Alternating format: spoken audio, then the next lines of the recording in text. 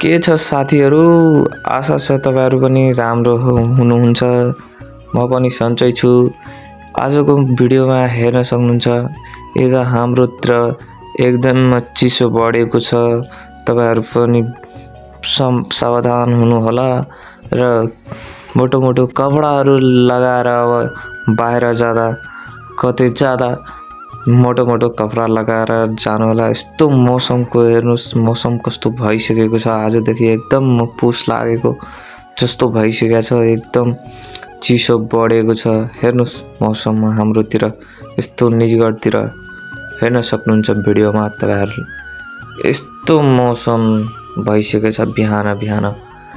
हिजो हेर्दाखेरि पुरै टलल घाम थियो। आजदेखि हेर्नुस् कस्तो मौसम बिहान बिहानै यस्तो मौसम भइसकेको छ। तपाईहरु हेर्न सक्नुहुन्छ भिडियोमा।